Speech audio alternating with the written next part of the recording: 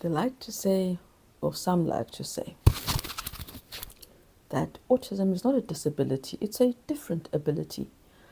But sometimes it's just a lack of ability. I'll start with our youngest. I had a whole video from last week that I'd planned on sharing, but things have changed. We don't know what's wrong with her. She's been upset, grumpy, miserable, standing around instead of sitting down. I don't know if she's constipated because of the antibiotic she was on.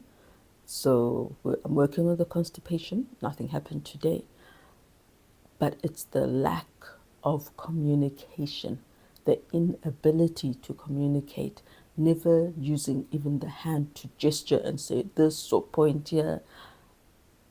And when you can't know, or when they're not communicating, how do you know how well they understand? If she doesn't follow most instructions, is it just because there's too much noise in her brain from the autism itself, or does she just not understand? She knows body parts, so if her dad says, "Where's my ear?" she'll point to his ear. But then when he says, "Mommy's ear," she still points to his ear. And even when he says, "Mommy," and she says, "Mommy," she doesn't then say, "Mommy's ear," that kind of thing. So I have to point to her. I point to it and say, "Mommy's ear," and then she touches it. But I haven't checked today if she knows what that means. So at the moment, she knows a body part, but she'll only point if you're the one who's asking. So I'm working under the assumption that the intellect is quite okay, but it might not be. So there might be things she might never be able to understand, never be able to learn, never be able to do. I really don't know, and it hurts. We never get used to our children not talking, ever. It is always a pain that we live with. Other point, the older two, and our talking twin, our 5-year-old Nelo, the school is just so, I don't know, the ability, again, learning, because my other children, the one is definitely developmentally delayed in intellect, in speech, in everything. And it is very clear with every passing day that it's not like he's improving.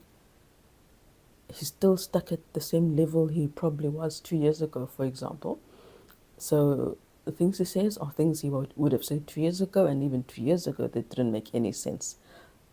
Case in point, today, they just heard my husband saying to me, "Thank you." So so my daughter Emerissa asked, "Why is he saying thank you?"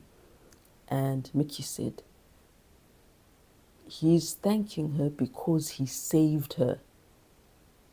And I repeated it to him, "Your dad is thanking me because he saved me." And he said, "Yes."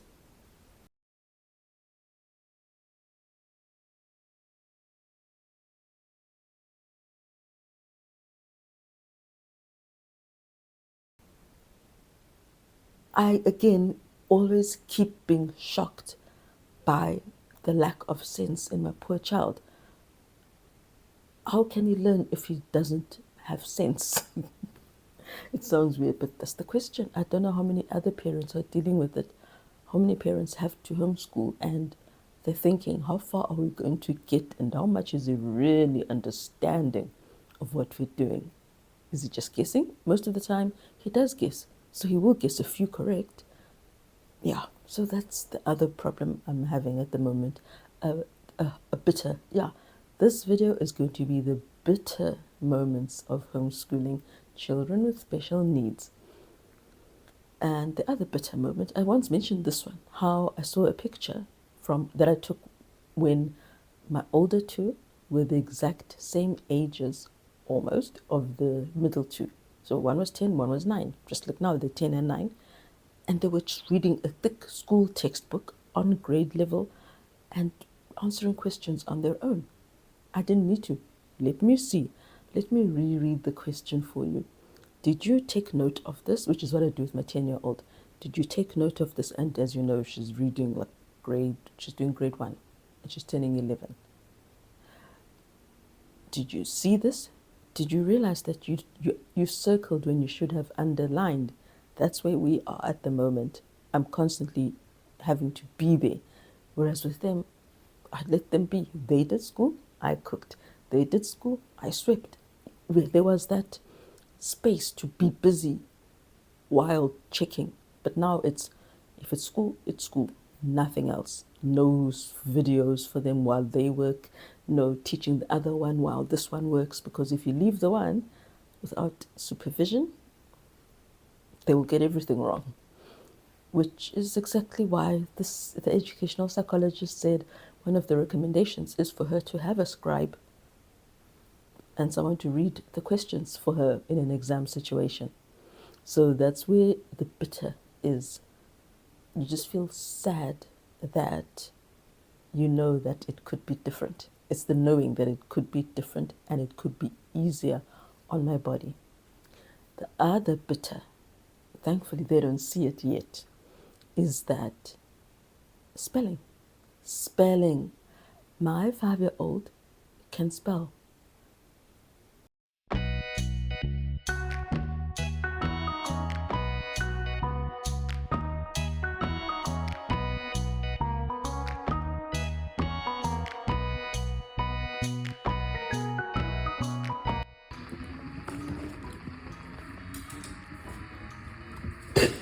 You're so happy. And here's the song. And here's the picture. It's amazing that you did that. That's cool. I don't even know how you put it. You separated it from the video. Cool. It's like this.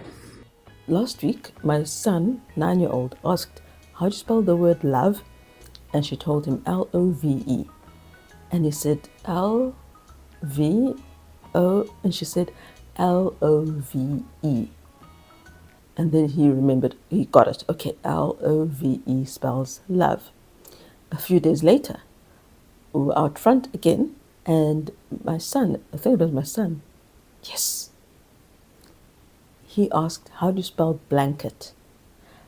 My 5-year-old, she told him BLA, and she typed as she was typing, as she was speaking. She said B, and then she pressed BLANKET. Blanket. That's how you spell blanket. There was no autocorrect, autofill, continue, whatever the word is, for when the computer itself, tablet, writes the word. She was typing it from how she knows how to spell blanket. And he says, okay, she spelled the whole word. And he said, BKT. So I told him, well, that would spell BKT. So you need a vowel somewhere there. It's more than one vowel. She told him again, BLANKET. He said, BLKN. And my poor 5-year-old says, this is no good. And she just gave up teaching him how to spell the word blanket. If he was an aware child, he would have thought, why is it so easy for her and yet so difficult for me? Thankfully, the only bitter was in my heartache. Yeah, the bitterness is heartache, sorrow, that he can't spell and remember the word blanket.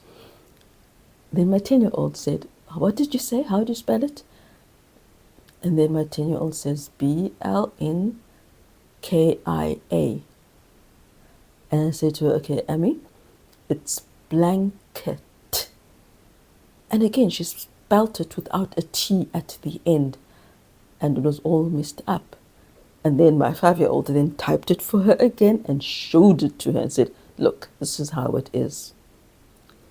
When they did the word love, the 9-year-old was so happy-go-lucky that he says to me, she's a great teacher. But there will come a time, and I know it's coming, where there'll be a comparison. And my soft-hearted, already down on herself daughter will say it, will verbalize it. She almost did when we were doing reading words, and she realized that my little sister is reading words at the level I'm at. And you could see her face her mind thinking about that, whoa, she's doing grade 1 words, we're still doing kindergarten curriculum, but I am too, but I'm much older, 5 years older. So that's the bitter that I mean, the heartache of knowing that eventually she'll think, why? Why? And then there was a sweet, but it was bitter for me. I've put on a lot of educational apps. One was Lucas and Friends, and there's one for maths, one for spelling, one for sight words. So my 10-year-old was so proud of herself because she got a certificate, because she got 20 questions correct. But the 20 questions she got correct are for the age group, not of age 10, not of age 9 or 8. It's for age 6 to 7. That's the kind of maths that she can do. It was actually just greater than, less than, or equal, which we have already learned. We discussed that. We learned that last year already. So she was happy. But my head thought, we've learned this. You were good at it already. The other stuff she's struggling with, it's just a reminder always of the barriers that are in our lives, and it's not nice. It really isn't.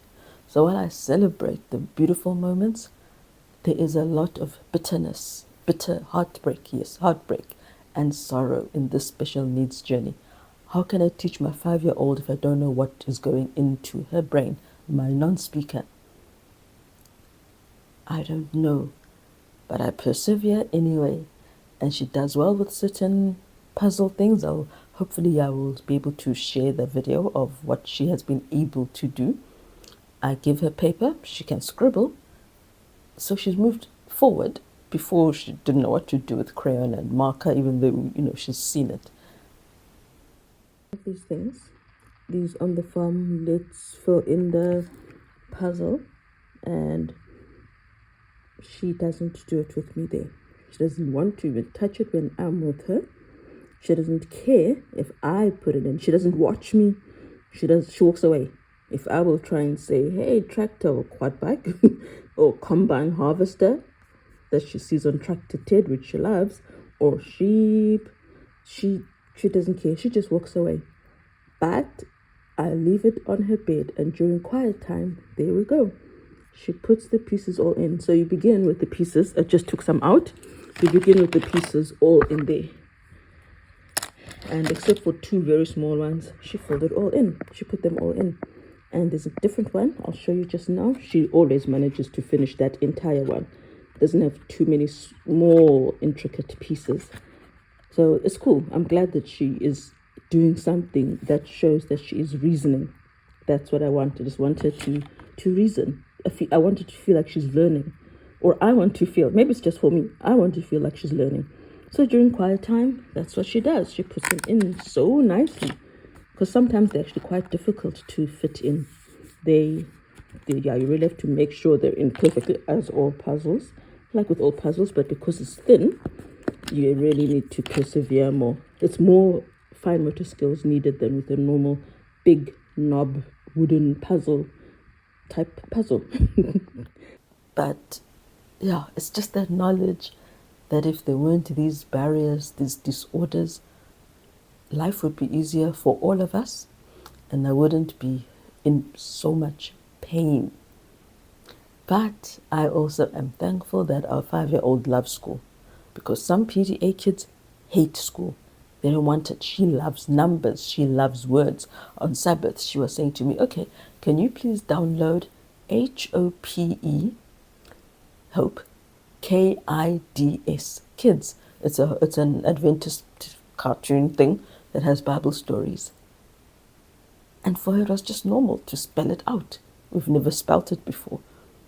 So she loves words, she knows words, she's improving and growing. And that's the sweet, that someone is growing.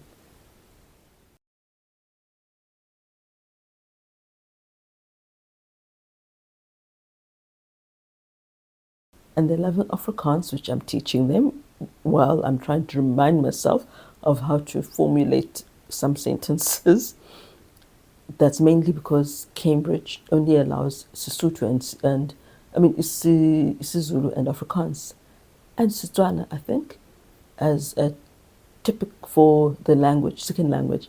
But I don't know isiZulu, I don't know Setswana, I do know Afrikaans, and in Cape Town, all the venues I saw for exams had only Afrikaans as the second language.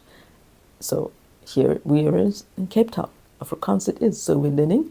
They're enjoying it, and I'm grateful for that. They're enjoying it. They're remembering.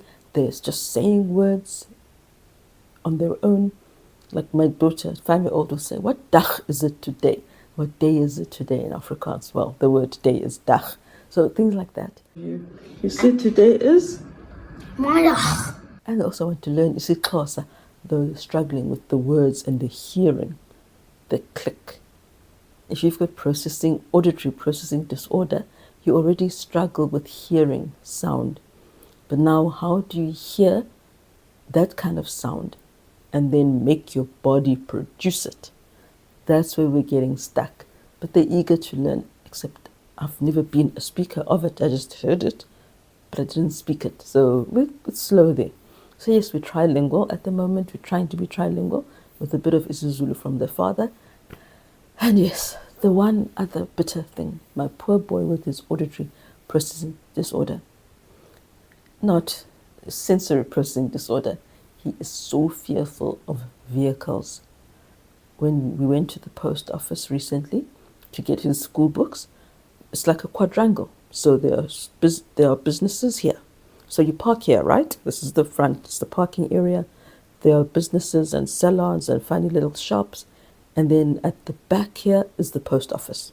And in the middle, between this little quadrangle, almost quadrangle, there's grass and a place for people to sit. So the parking lot is here. The post office is right at the back. There are buildings.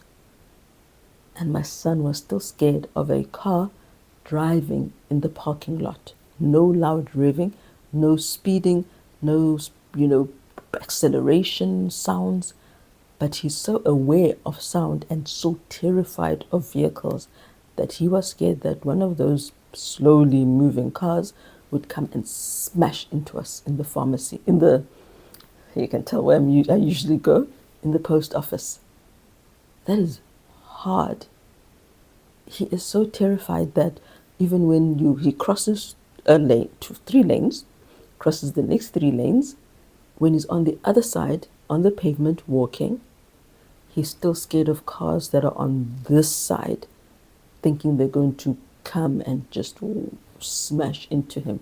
So it's a mix of anxiety plus sensory processing. His ears are still very sensitive.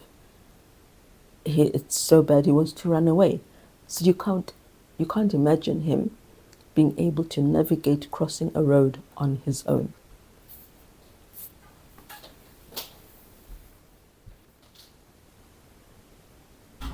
So those are the things that make mothering so painfully sad and heartbreaking and joyous. The school, one last bitter moment, the visual processing disorder. Here's the reason I got so used to having children who are challenged that then to see another one coming along who isn't, it's jarring. It's like, that shouldn't be happening. You shouldn't be able to do that. Last one example is visual processing. I'll show you the sheet when I edit this. They had to draw over X's and under the zeros, and then go back over an X if there's an X, or 2 X's, and then bring your marker down if there's zeros. That's how it was. Over, under. This was the 3rd time now that I've given it to my older 2, because they just couldn't do it. They kept making mistakes, going down instead of staying up, that kind of thing. They were not looking ahead. And even now, that still exists, not looking ahead. So you'll see it's improved in that my 10-year-old will go down and then say, oops, it's actually another X. Let me keep going and come back up out of this before I go all the way down. And then you see the 5-year-old just calmly, fluidly follow, just moving her hand. She can see the X's. She puts her hand in the right place. She knows, her brain knows to look ahead. Planning is so far so good. It's lovely that there's one less problem, but it magnifies the other problems. That's the land we live in as homeschooling children who have special needs, different ones, different types, different disorders coming with them. So on this note, I will end with, I don't know how to end. The ending I had last week is gone. So I'll end and see what pictures I've got on my phone that I can end with. Take care, everybody.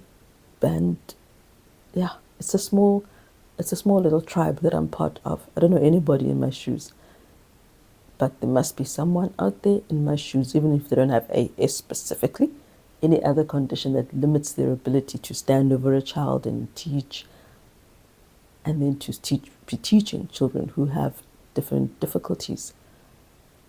I'm sure there's someone who has some sort of bitterness, heartbreak that they live with every single day. Like here, my poor son couldn't stand the sound of rain. It was just too loud on his ears. Rain bothers some of our children. I'm going to use the example I used before, Sylvester Stallone's child.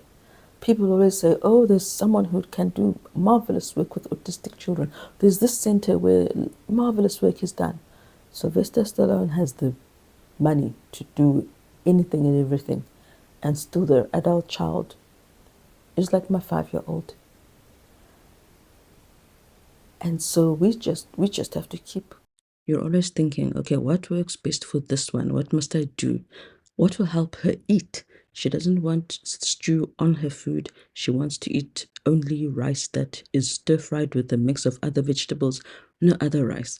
But she doesn't have enough spinach. So let me add some spinach to the rice and stir-fry that all together. But then don't forget, her bowl must only have the rice in one section, the gravy in another section. Then she will hopefully eat. She will pick the beans with her fingers, not with the spoon. Beans and the pieces of veggie hot dogs. And don't forget to leave quite a bit of the mashed sweet potato, butternut, and pumpkin in a big container because she likes to eat from big containers. And though she might not eat her breakfast, she usually doesn't, or her food, she will at least eat from the big bowl. So leave some there on the counter. It's just constant thinking, planning, pushing, and hoping.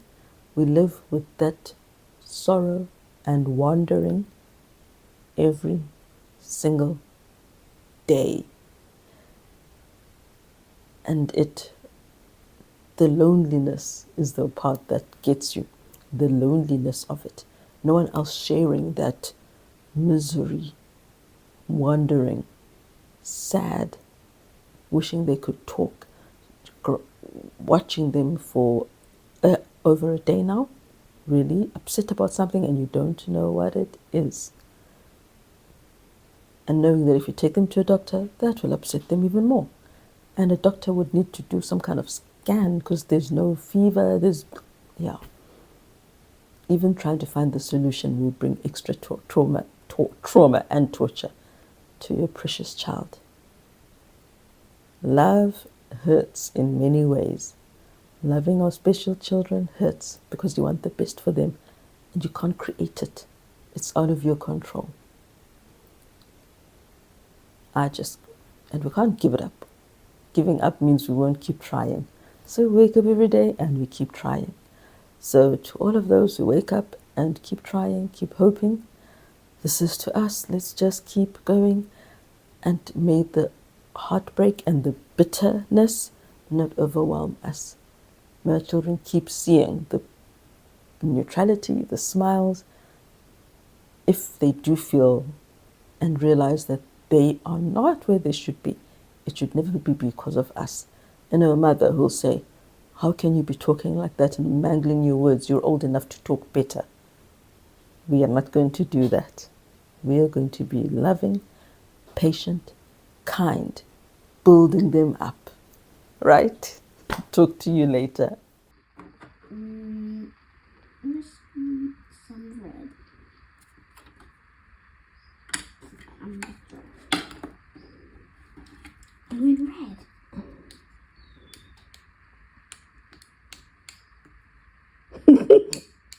Okay, please can you find the pictures in the key and color the picture when you found it? I'll write key. Okay. Yes, you did. Copy the word key. Did I tell you to? No. Thanks for watching. This is my crazy life.